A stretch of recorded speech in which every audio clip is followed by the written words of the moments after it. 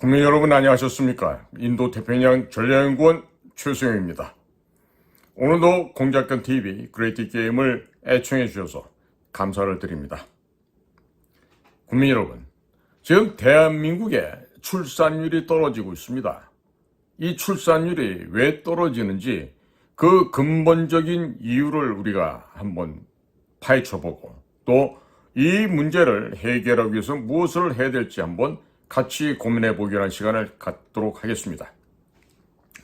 2017년도입니다. 대한산부인과 협회는 암묵적으로 낙태되는 신생아 숫자가 전국에서 하루에 약 3천여 명, 1년에 약 109만 5천 명 정도가 된다고 추산을 한 바 있었습니다. 객관적인 자료를 제시하지는 않았지만은 산부인과 전문가들이 추정하에 볼 때 불법 낙태 시술까지 더하게 되면 하루에 약 3천 건 정도의 낙태 시술이 벌어지고 있는 것으로 추정을 했습니다. 출산율을 높이기 위해 외국인들의 유입을 장려하는 정책을 좌파 정권과 보수 정권에서 펼쳐왔는데 출산율이 떨어지는 이유에 대한 정확한 원인 분석 없이 외국인 유입 장려 정책을 펼치는 것은 매우 위험하다고 하겠습니다. 여러 가지 이유로 아이를 가진 다음 낙태를 하고 한 번 낙태를 하니 그 다음에는 아이 갖는 것이 잘 안 되는 등의 악순환이 반복되어서 출산율이 떨어지는 측면도 있다 하겠습니다. 젊은 남녀가 아이를 가진 다음 낙태를 하는 이유 중에서 가장 큰 이유는 경제적인 이유로서 아이를 낳아 기르기가 힘들다고 하는 것입니다. 양질의 청년 일자리가 부족하게 되니 미래가 불안해서 아이를 낳을 수 없는 것입니다. 또 결혼율이 떨어지게 되니 출산율이 떨어지는 등 악순환이 연속되고 있습니다. 결국 경제 위기로 일자리 구하기가 어려워지고 내 월급을 빼도 모든 물가는 너무나도 빨리 오르고 또 현실적으로 나이가 40살이 넘게 되면 직장에서 밀려나는 것을 걱정해야 하는 상황이 또 도래하다 보니 아이를 키우는 것이 공포스럽고 부담스러운 일이 되고 만 것입니다. 퇴직을 하고 나서 설령 식당이나 치킨집, 호프집 등 창업을 한다 하더라도 물가가 너무 빠르게 올라가서 장사가 제대로 되지 않는 일이 벌어지곤 합니다. 따라서 10년 후의 미래가 깜깜한데 결혼을 주저하고 또 출산을 포기할 수밖에 없는 사례가 빈번하게 발생하고 있습니다. 결혼율과 출산율을 높이기 위해서는 각종 세금, 준조세, 공공요금 등을 낮춰서 물가를 안정시키는 것이 가장 급선무라고 하겠습니다. 헌법 제23조 1항에는 모든 국민의 재산권은 보장된다고 되어 있는데 우리나라 세금 체계에는 이중과세적 요소가 너무나도 많아서 국민의 재산권을 침해하고 있습니다. 또 징벌적인 과세도 너무나 많습니다. 정부가 국민의 재산을 합법적으로 약탈해서 정치인들이 생색을 내며 포퓰리즘 정책을 마구 남발하였고 그 포퓰리즘 정책을 남발한 결과 세금 및 물가가 폭등하여 기업들이 한국을 떠나가고 있고 양질의 일자리가 줄어들게 되니 결혼율 및 출산율이 떨어지고 만 것입니다. 국민들의 재산권을 과도하게 침해하면서 많이 거둬들인 세금을 바로 대한민국을 무너뜨리려고 하는 그런 불순 세력들에게 나눠주고 있는 것이 이 또한 나라가 망해가는 망조가 아닐 수 없게 되겠습니다. 시민단체에 대한 정부 보조금이 102조 3천억 원, 놀라지 마십시오. 이것이 다가 아닙니다. 성인지 예산으로 30조 원 안팎이 지출이 됩니다. 결국 132조 원이나 되는 세금이 대부분 좌파들, 반국가 세력들의 밥그릇을 유지하기 위한 예산으로 들어가고 있다고 하니 이 어찌 통탄하지 않을 수가 있겠습니까? 국민 여러분, 자, 지금부터 제가 변형된 공산주의 이론이라 하는 조세 공산주의에 대해서 간략하게나마 말씀을 올리겠습니다. 좌파들의 변형된 공산주의 이론에 대해서는 우리가 분명하고 정확하게 알아야 되겠는데, 이 변형된 공산주의 이론에는 바로 조세 공산주의라는 것이 있습니다. 이 조세 공산주의를 말씀을 올리겠습니다.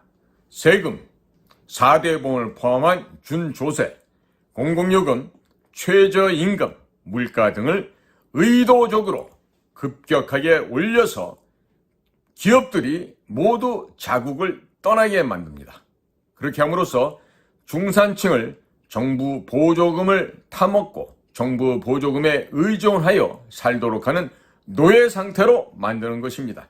국민들을 정부의 노예로 만들고, 또 부정한 방법을 통한 비정상적인 선거 방법을 통해서 집권한 뒤에는 사법부, 입법부, 행정부를 모두 다 장악한 뒤에 국민들을 합법적으로 지배하겠다는 것이 바로 저 종북 좌익 세력들의 전략 전술인 것이죠. 주권자인 국민을 정부 보조금에 의존할 수밖에 없는 노예 상태로 만들고 지배하고자 하는 전략인데, 부자들에게는 막대한 세금을 부과한 뒤에 재산을 합법적으로 강탈을 하는 것입니다. 그리고 이렇게 강탈한 재산을 정부가 가난한 사람들에게 나눠주면서 민심을 사서 지속적으로 선거에서 이기고 영구적으로 지배하겠다는 전략이죠. 이와 같은 전략이 먹히는 곳이 있습니다. 바로 태평양 건너 베네수엘라입니다. 베네수엘라는 이와 같은 포퓰리즘적인 사회주의 정책을 실시함으로 인해서 그렇게나 매장량 전 세계 1위라고 하는 석유 자원을 보유하고 있음에도 불구하고 지금 거지의 나라가 되어버리고 말았습니다. 결국 베네수엘라도 그랬듯이 부자들과 기업은 다 떠나가고 남는 것은 가난한 이들과 경제활동을 할 수 있는 능력조차 없는 사람들만 남게 되는 것입니다. 정부 보조금에 맛을 들인 사람들은 지속적으로 좌파 정권을 지지하는 이런 멍청한 지지 세력들이 되고 맙니다. 그렇게 되고 좌파 정부가 집권하면 의도적으로 필연적으로 사악한 그 마음을 가지고 중산층을 붕괴시키는 전략을 사용하게 됩니다. 바로 노무현과 문재인이 있었던, 또 김대중이가 있었던 좌파 정권 15년 기간에 대한민국은 처참하게 붕괴되는 국면을 맞이하고 말았습니다.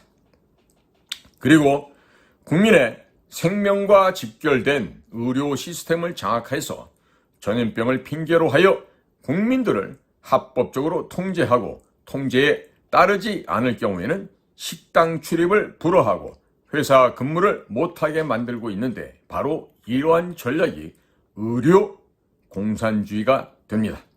이 모든 전략은 이미 김대중, 노무현, 문재인 정권을 거치면서 한 번씩 다 테스트 실질적인 현장 실험을 완료했습니다. 자, 그 다음으로는 디지털 화폐, 디지털 신분증을 만들고 현금과 플라스틱 신분증을 없애는 전략인데, 반정부적인 국민들은 중앙정부에서 합법적으로 재산을 영원으로 만들거나 신분증을 말소시키는 방법으로 국민들로부터 지워버리는, 즉 국민의 지위를 없애버리는 전략이다라고 설명을 드릴 수 있습니다. 이것을 바로 금융공산주의 혹은 디지털 공산주의라고 불러야 합니다. 그런데 현재 윤석열 정부에서 디지털 화폐, 디지털 신분증을 추진하고 있는데, 만일 좌파 정권이 또다시 들어서게 되면 국민 여러분들은 완벽하게 노예 상태로 전락할 수 있게 됩니다. 윤석열 대통령 참모들 가운데 김대중, 노무현, 문재인 정권에서 출세했던 사람들이 공직자나 공무원이라는 이유로 많이 섞여 있습니다. 때문에 윤석열 대통령도 모르는 사이에 좌파 정책이 만들어지고 있는 것입니다.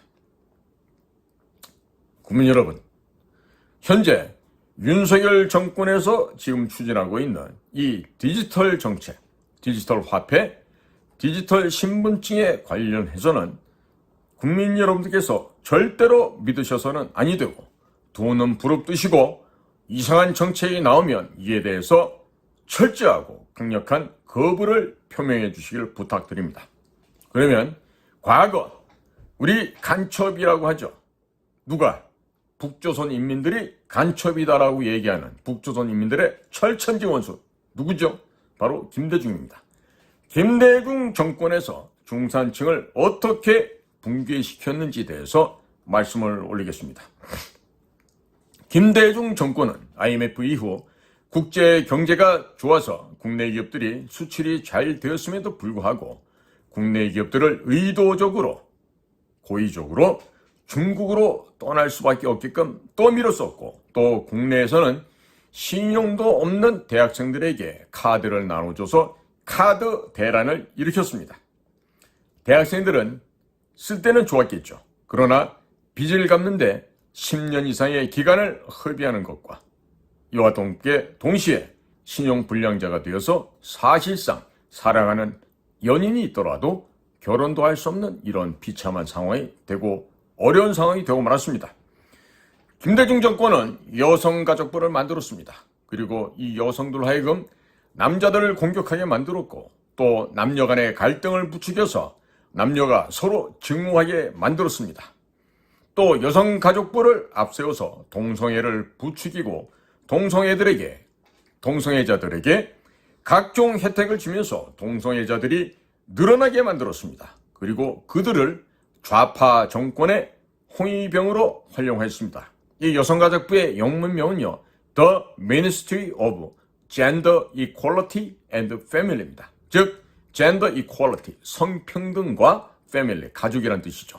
그러니까 성평등 가족부가 정확한 명칭이 될 텐데 이들은 역시 평양의 사주를 받았던 자들이라 그런지 이름도 근사하게 여성가족부를 만들었어요. 이 여성가족부는요, 그냥 보건복지부 산하에 1개 국으로 처박아 놔도 아무런 문제가 없는 그런 부서라 하겠습니다.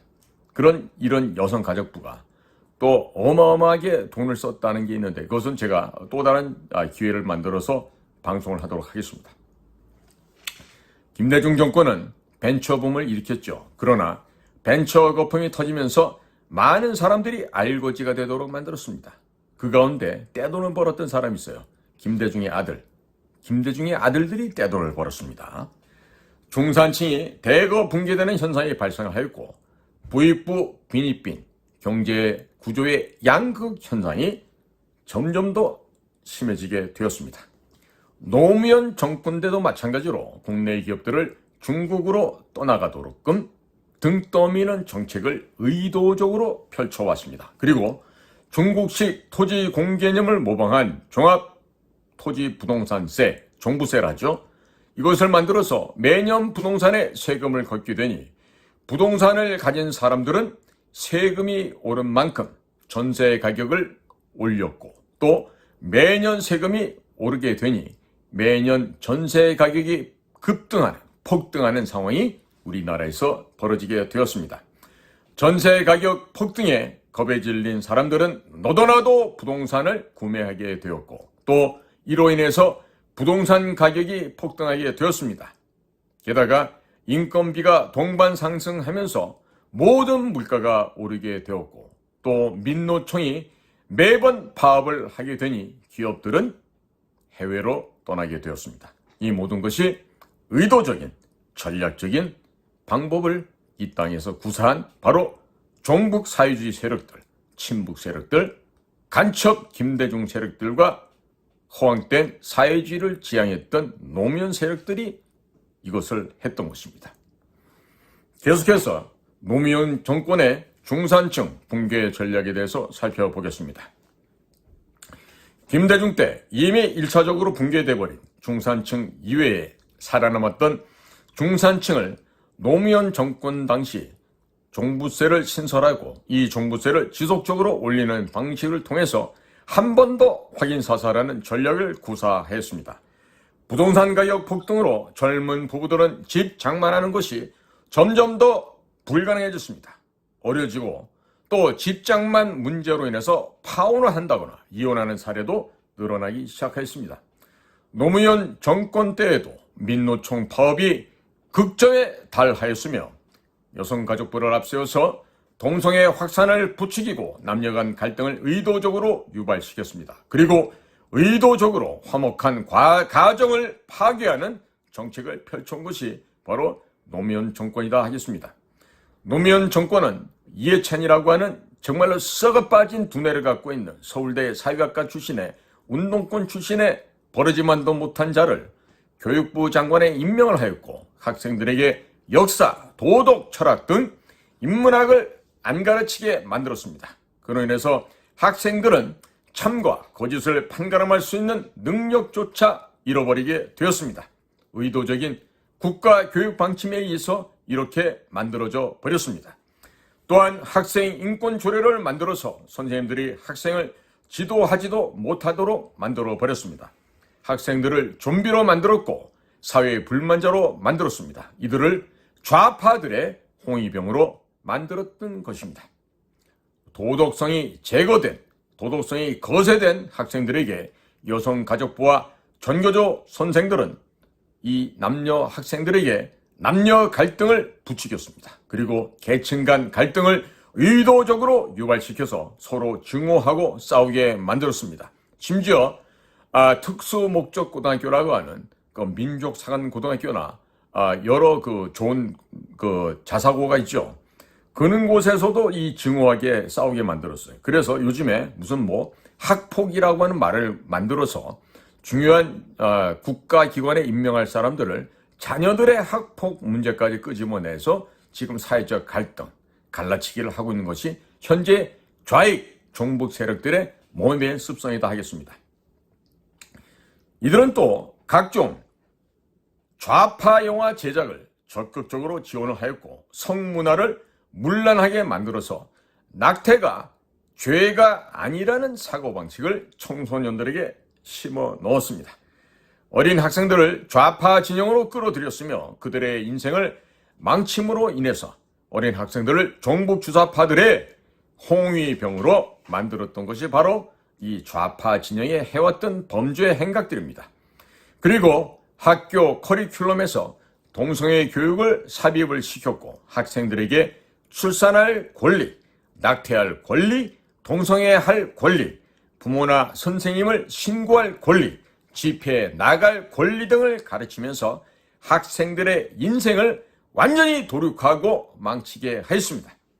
가출한 학생들을 민노총 산하단체들이 자금을 지원하면서 일자리를 만들어 주었고 그들을 각종 집회에 동원하며 홍위병으로 전락시켰습니다. 그리고 박원순의 서울시와 전국의 좌파 정치인들이 장악한 지방자치제도 하에서 국민 혈세로 공동체 마을 등을 지원을 하며 인생이 망가진 청소년들을 집단으로 혼속을 시키는 방식을 통해서 좌파 진영의 전문 시위꾼으로 육성한 바 있었습니다. 노무현 정권은 가정 파괴, 중산층 파괴, 중국의 기업들의 중국 진출 장려 등 정책을 지속적으로 펼쳐오면서 국내의 내수 경제를 완전히 무너뜨렸으며 일자리가 부족하게 만들어서 서로가 서로의 일자리를 빼앗기 위해서 증오하고 싸우면서 서로 약탈 전쟁을 하며 서로가 서로를 제거하는 그런 미움과 질시의 사회를 만들어 버렸습니다. 다음으로는 이명박 정권의 경제정책을 보겠습니다.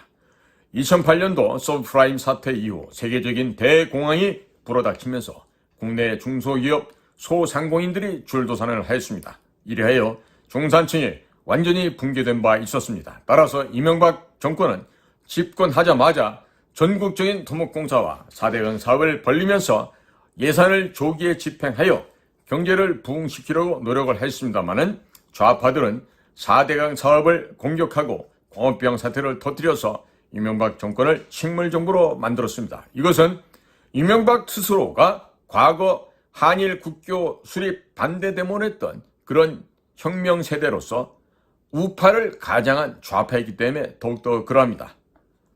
이미 돌아가신 정주영 회장께서도 현대그룹 산하의 사장단들 가운데 이명박의 부정과 땅 투기와 토지 매입을 통한 자신의 개인 재산 축적하는 걸 알고 계셨다 하시죠. 그런데도 명예회장인 정주영 회장께서는 야야 마 대강 해묵으라 하면서 표를 그렇게 내진 않으셨다는데요. 그런 관대한 정주영 회장 밑에서 도둑질에 돈에 미쳤던 것이 바로 이명박이다 하겠습니다. 또한 제가 이명박 정권 시절에 제가 국가정보기관을 자발적으로 제 손목과 발목을 잘라버리고 퇴사를 했는데요. 당시에도 보면 아마 우리나라 역사상 최악의 탐관오리라고 불리는 원세훈이라는 자가 국가정보기관의 수장으로 있으면서 도대체가 썩어빠진 난파선으로 만들었던 것이 바로 이명박 정권 시절의 원세훈이라고 하겠습니다. 이미 그 이명박 정권이 가장 중점을 뒀던 건요. 다 개별적으로 어떻게 하면은 축제를 많이 할 것인가, 어떻게 하면은 돈을 많이 벌 수 있을 것인가, 여기에 대해서 관심과 관심을 가졌던 이명박 정권이다. 이렇게 말씀을 드릴 수가 있겠습니다. 그러니까 올바로 된 그 자유주의 우파 민주정권이 아니었다는 얘기죠. 이어서 박근혜 정권의 경제정책을 잠깐 일별해 보겠습니다. 박근혜 정권 때는 2008년 서브프라임 대공황 직후라서 세금을 낮추고 돈을 풀어서 서민 경제를 살리는 것이 급선무였습니다. 그런데 박근혜 대통령이 이명박 정권을 견제한다고 하면서 끌어들였던 것들이 바로 친노무현 계통의 인사들이 들어오게 됩니다. 그리고 이 자들이 정말 썩어빠진 생각을 하는 것 중에 하나가 담배 가격의 인상이었습니다. 담배 가격을 하루아침에 2,000원에서 4,500원으로 올리면서 제일 밑바닥층의 우리 서민들의 경제를 붕괴시키게 됩니다.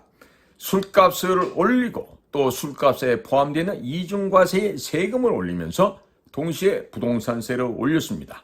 종교인 과세도 부과했고 김영란법을 시행해서 식당과 화훼농가 등 자영업자들을 붕괴시켰습니다. 이게 바로 박근혜 정권에서 벌어졌던 일들입니다. 돈을 풀어야 하는 시점에서 돈을 대대적으로 걷어들이는 역방향의 경제정책을 사용하면서 저소득층, 지지자, 종교계의 분노를 샀으며 불만이 폭발하기 일보 직전인 상황에서도 주한미군의 사드 배치를 승인하게 됩니다. 이렇게 사드 배치를 승인하게 되자 중국 공산당 기관지 인민일보에서 2016년 8월 15일 사설을 통해서 박근혜 대통령이 탄핵될 수도 있다는 입장을 밝혔고 새누리당 의원들은 박근혜 대통령에게 하야를 요구하게 되었습니다. 그러나 박근혜 대통령이 하야를 거부했죠. 박근혜 대통령은 전 정권인 이명박 정권 손보기에 나서면서 친노무현 계통의 인사들을 대거 장관직과 청와대에 기용을 했습니다. 그리고 그런 좌파들의 조세 공산주의 경제정책을 그대로 답습하는 실수를 범한 바가 있었습니다. 결국 각종 세금 및 물가 등이 인상되었고 전국민적인 불만이 쌓여있는 상태가 되었습니다. 그리고 사드 배치로 인해서 중국과 갈등을 빚게 되자 중국이 국내에 심어놓았던 여야의 친중파 의원들, 친중 언론인들, 친중 시민단체, 또 민노총 등에게 지령을 하다함과 동시에 자금을 제공해서 박근혜 대통령을 탄핵시키도록 후면에서 조종했던 것입니다.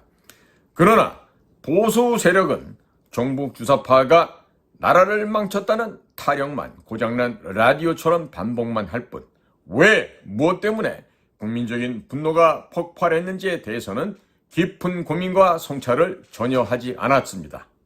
그리고 할 수가 없었습니다. 왜냐? 그만한 지력과 도덕과 양심이 없었기 때문이라 하겠습니다.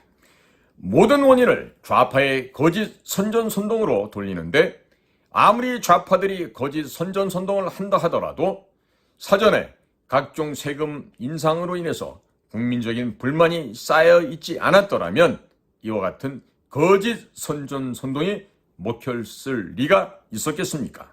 안 먹혔을 것입니다. 그럼에도 불구하고 박근혜 정권에서의 세금 인상 등 경제정책 실패로 인해서 지지층들이 모두 등을 돌린 상태에서 대통령의 지지도가 한 자리 숫자로 떨어지는 등 좌파 세력의 거짓 선전선동을 국민들이 그대로 여기에 속아 넘어갔고, 국민적인 분노가 오히려 박근혜 대통령에게 쏠리면서 탄핵으로까지 이어졌던 것입니다. 기본적으로 보수 단체장들은 대부분이 다 전직 고위 공무원들로 이루어져 있고, 이러다 보니 이렇게 고위공직에서 은퇴하신 분들이 기본적으로 연금 생활을 하죠. 그리고 또 적어도 300만 원, 400만 원 이 정도의 연금 생활을 하기 때문에 밑바닥층들의 민생고에 대해서 이해를 한다거나 혹은 민심 변화에 대해서 대단히 무관심합니다. 그러니까 박근혜 정권에서 좌파 경제정책이 그대로 위반되는 것을 전혀 막지도 못했고, 그저 바보처럼 눈만 멀겋게 뜨고 그걸 쳐다볼 수밖에 없었습니다. 그냥 진영 논리로 무조건 찬성하는 이런 오류를 범하게 되었던 것입니다. 보수 세력은 지금도 계속 종북 주사파가 나라를 망쳤다는 이야기만 되풀이하는데, 박근혜 정권이 노무현 사람들을 대거 등용하면서 이렇게 멍청하고 바보처럼 세금을 인상해서 중산층을 붕괴시키는 조세 공산주의 전략을 사용하면서 국민의 분노를 산 것이 가장 큰 원인이었는데도 지금도 그 점에 대해서 반성을 못하는 이 멍청한 보수 세력들이 많이 있습니다. 역사를 한번 살펴볼까요? 1977년 박정희 대통령 당시입니다. 부가가치세 도입을 한 이후에 국민적인 불만이 폭발했고, 2년 후인 1979년 10월 16일에는 부산 마산 지역에서 부마 사태가 발생을 했습니다. 그리고 열흘 이후인 1979년 10월 26일 중앙정보부장 김재규는 박정희 대통령 궁정동 안가에서 저녁 식사 도중에 직접 총을 꺼내서 박정희 대통령을 권총으로 시해하는 사건이 발생했습니다. 세금이 인상되고 2년이 되면 국민적인 불만이 폭발해서 대통령을 집어삼키는 패턴을 역사적으로 보여주고 있음을 우리는 잊어서는 안 되겠습니다. 정권이 몰락하는 것은 이념 문제도 아니요, 종북 주사파의 문제도 아니고 이 세금 문제가 바로 그 직결되는 요인이다 하겠습니다. 박근혜 대통령 역시 아버지와 마찬가지로 각종 세금을 올린 뒤 2년 뒤에 탄핵을 당하는 불운을 겪게 되었습니다. 자, 그럼 다음으로 문재인 정권의 중산층 붕괴 전략을 살펴보겠습니다. 문재인은 종부세를 폭등시키면서 최저임금을 급격히 상승을 시켰습니다. 그리고 정치 방역을 통해서 소상공인, 중소기업, 자영업자들을 모조리 붕괴시켰고, 그들에게 대출을 해주면서 연명하는, 즉 노예 상태로 국민들을 전락시키게 했습니다. 각종 세금을 대폭 올렸으며 그 돈으로 좌파들의 선거 진지를 대거 구축하였으며 결국 과격한 세금 인상으로 인해서 국민적 분노를 샀고 결국 윤석열 정권으로 교체가 되었습니다. 문재인 정권의 각종 만행과 폭정은 이로 말할 수가 없고, 제가 이미 60가지의 문재인 정권의 폭정을 얘기한 바가 있는데 다시 한번 또 기회를 잡아서 말씀을 올리도록 하겠습니다. 윤석열 정권의 조기 불안 혹은 혹자들은 조기 붕괴 가능성을 얘기하는데요.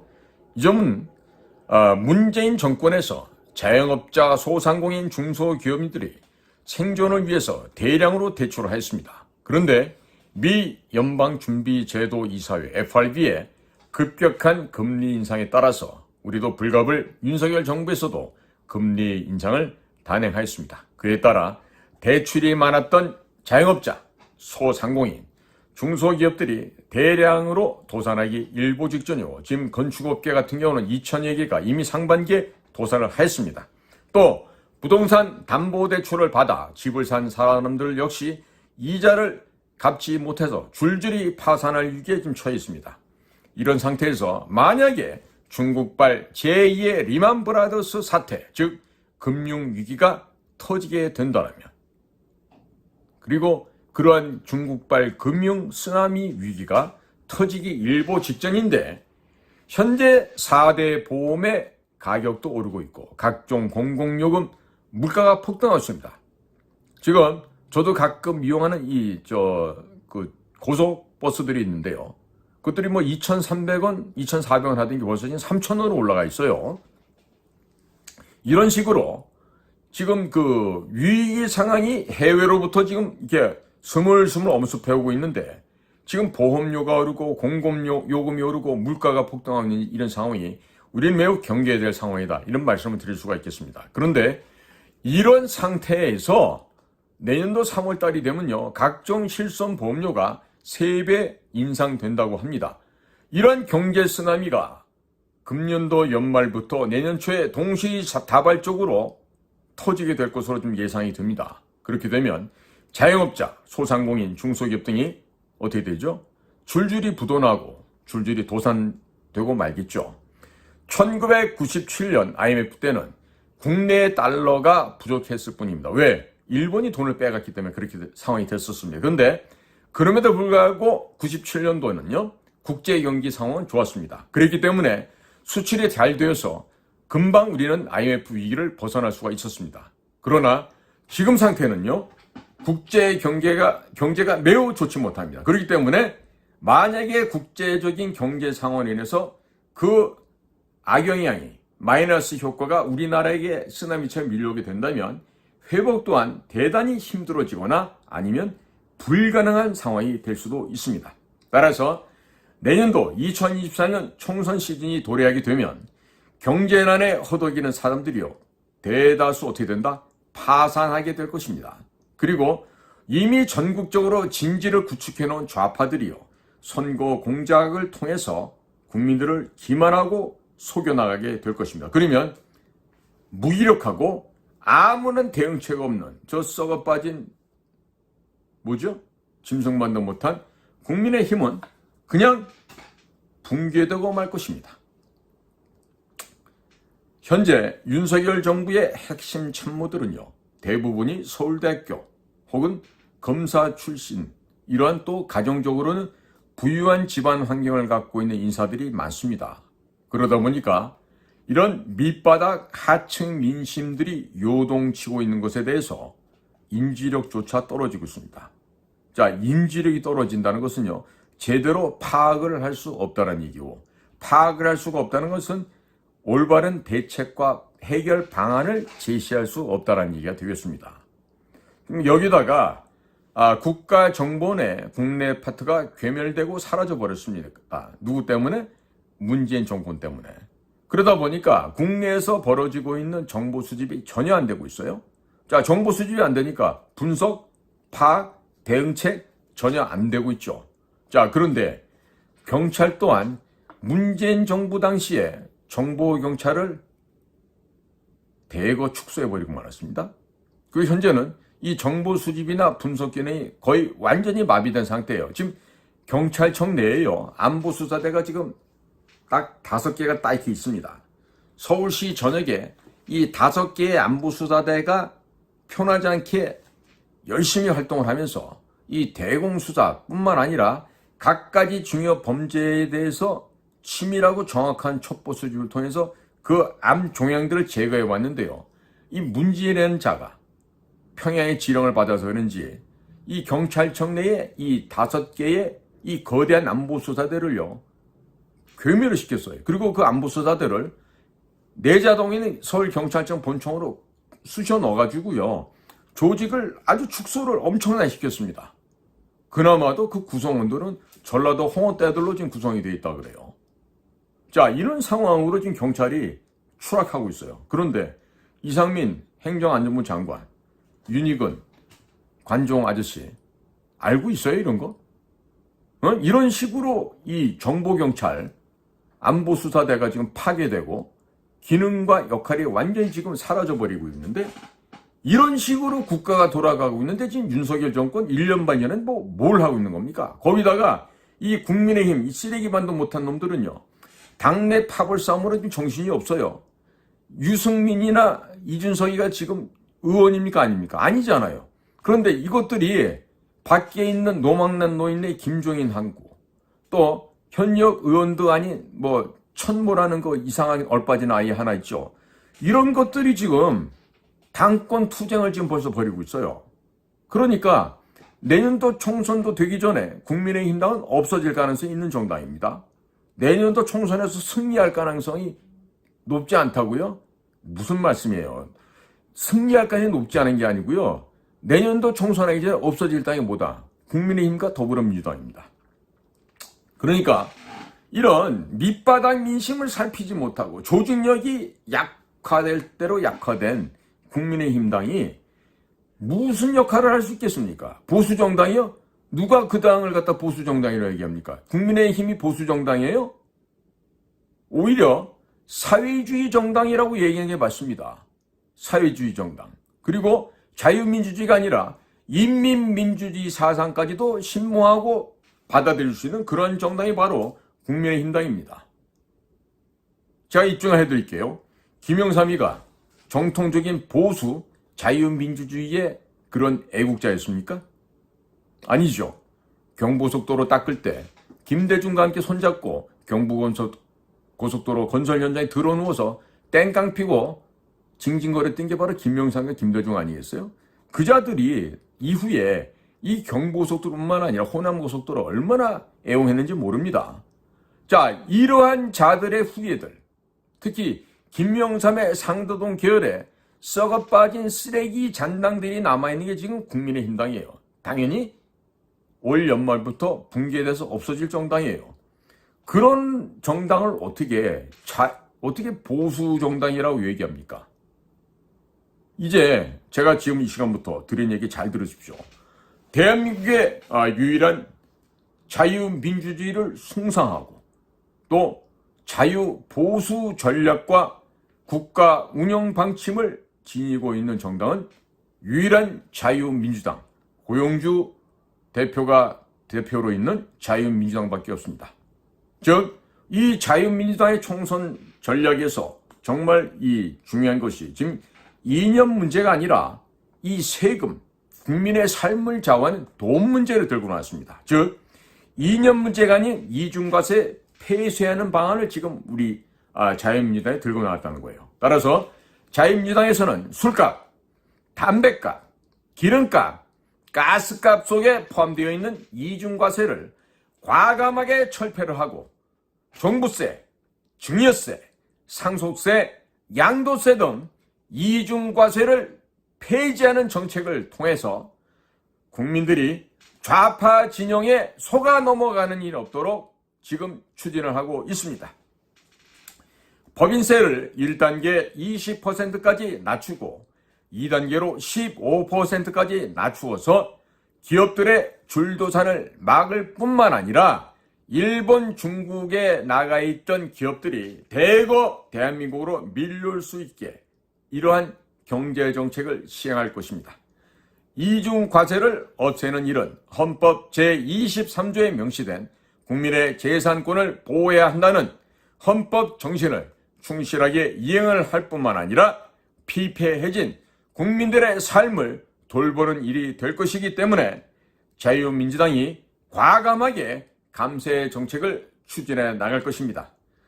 국민 여러분들께 돈 쓸 수 있는 자유, 소비자 주권을 되돌려 드려서 아주 자연스럽게 이 나라의 경제가 살아나게끔 할 것이며 정부 보조금을 타서 생활하는 사람들의 수요가 대폭 줄어들게 만들게 될 것입니다. 그리고 공무원들의 숫자도 자연스럽게 줄어들게 될 것입니다. 앞으로 내년도 4월에 있을 총선거에서 과감하게 감세 정책을 펼치고 또 자유민주당이 제1당으로 되는 것은 불가능한 일이 아니라 실현 가능한 일이 되어가고 있습니다. 차기 대선에서 자유민주당이 제1당으로서 이 나라의 정치 전면에 나서서 정권을 잡을 수도 있는 기회가 지금 다가오고 있습니다. 국민 여러분, 이번 총선의 핵심 포인트는 이념이 아닙니다. 경제 문제입니다. 조세공산주의 그리고 조세민주주의 서로 상반되는 개념입니다. 조세공산주의를 외치고 있는 국민의힘당 그리고 조세민주주의를 외치고 있는 자유민주당 이 대결 구도를 앞세워서 선거가 되기 전에 국민의힘당을 지리멸렬 소멸시켜 버리고 그리고 이 프레임 전쟁으로 몰고 나가게 되면 좌파의 모든 진지가 무너지고 괴멸돼서 이 땅에서 사라지게 될 것입니다. 세수가 모자란 부분은 시민단체 보조금 약 102조 원과 성인지 예산 30조 원을 폐지하면 132조 원이란 엄청난 국고가 전략이 되고 또 걱정할 필요도 없이 우리가 보다 많은 측면에서의 국민 생활을 지원하게 될 수 있습니다. 그렇기 때문에 과감하게 감세 정책을 펼쳐야만 하겠습니다. 각종 세금을 낮춰서 민간 경제가 살아나게 되면 결혼율이 높아지고 출산율이 자연스럽게 상승하게 될 것으로 확신합니다. 국가와 국민을 가난하게 만들고 망하게 만드는 기존의 모든 악한 정책을 위반하고 있는 공무원, 정치인들의 가장 많은 숫자는 다름 아닌 서울대학교 출신들입니다. 그렇기 때문에 그 서울대학교 출신 공직자들 뒤에서 그들에게 나라를 망하게 만드는 정책을 자문하는 이들 또한 서울대학교 교수입니다. 대표적인 것으로 CBDC, 디지털 화폐입니다. 센트럴 뱅크 디지털 커런시라고 하는 이 디지털 화폐 그리고 디지털 신분증을 정책 자문하는 자들이 서울대학교 교수들이요. 또 대통령에게 그와 같은 디지털 화폐, 디지털 신분증을 하자고 대통령을 졸라대고 있는 자들이 바로 서울대학교 출신의 고시 출신의 공직자들이라고 하는 점, 이것들을 국민 여러분들께서 잊어서는 아니 될 것입니다. 자, 국민 여러분, 이 나라 대한민국의 최대 범죄 카르텔이 어디죠? 우리나라 최대 범죄 카르텔이 어디입니까? 맞습니다. 바로 서울대학교 카르텔이고 그 가운데서도 서울대학교 법조 카르텔이라 하겠습니다. 우리나라의 대형 범죄 사건의 그 근본과 근원이 서울대학교 출신인 것을 잊어서는 아니 될 것입니다. 라임 사태 보셨죠? 라임 사태의 그 주범 김봉현인가 하는 자가 출신을 보면요, 광주 출신의 서울대학교 경제학과 출신일 것입니다. 국민 여러분, 국가와 국민을 무너뜨리고 그 국민들 위해서 호가호위하며 국민들을 지배하고 그리고 조선시대에 썩어빠진 저 더러운 양반 세력들처럼 생활하고자 하는 세력들이 바로 어디다? 서울대학교 세력들이다. 서울대학교란 고시를 통과한 고위공직자들이다. 그리고 서울대학교 또는 서울대학교 법과대학을 난 서울대학교의 법조 카르텔이 바로 박근혜 대통령을 탄핵시키고 감옥에 집어넣었는데 그들이 또한 바로 서울대학교 출신들. 박용수가 중심돼서 박근혜 대통령 탄핵시킨 거 잊지 마시기 바랍니다. 이런 얘기들을 잊어버리시면요, 국민 여러분께서는 바보가 됩니다. 바보가 됩니다. 그러니까 금년 연말이면 없어지고 사라질 더불어민주당과 국민의힘을 바라보지 마시고, 자, 지금 인터넷상에서 자유민주당 쳐보십시오. 자유민주당 고영주 대표가 있는 바로 자유민주당입니다. 거기 온라인상에서 당원 등록 가입 가능하십니다. 자유민주당을 선택해 주시고, 지금 과거 조선 때 율곡 이 선생의 10만 양병설을 무시한 조선 왕조가 멸망했죠. 국민 여러분들께 제가 호소를 드립니다. 10만 양병을 해 주시기 바랍니다. 자유민주당으로 당원 가입을 해 주시고 등록해 주시기 바랍니다. 그리해서 망해가는 이 나라를 구해내시죠. 그리고 망해가는 입법부, 그 가운데 특히 이미 없어지고 있는 더불어민주당은 말할 것도 없지만 당연히 없어질 국민의힘을 대체할 수 있는 정통 보수 정당, 자유민주정당, 자유민주당에게 국민 여러분들이 관심을 갖고 오늘도 내일도 모레도 앞다퉈서 자유민주당 당원으로 가입하는 열정을 국민 여러분께서 표명해 주시기를 간곡하게 부탁을 드립니다. 국민 여러분, 국민들의 정확한 판단과 그리고 결정은 이 나라를 다시금 살립니다. 자유민주당이 제1당이 되어서 정통 보수 정당의 그야말로 실질적인 재창설입니다. 아마도 이 나라 역사상 유일하게 최초의 보수 정권, 정통 보수 자유민주주의를 표방하는 정권으로 표방이 될 것이고, 또한 윤석열 대통령의 정권도 안전하게 지켜줄 수 있을 것입니다.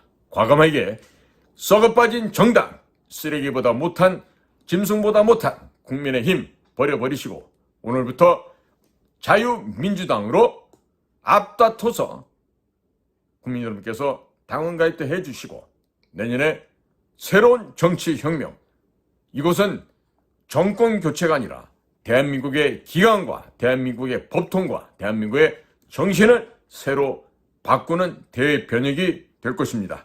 이러한 혁신과업에 국민 여러분들의 뜨거운 참여와 국민 여러분들의 열렬한 지지, 성원을 당부드리는 바입니다.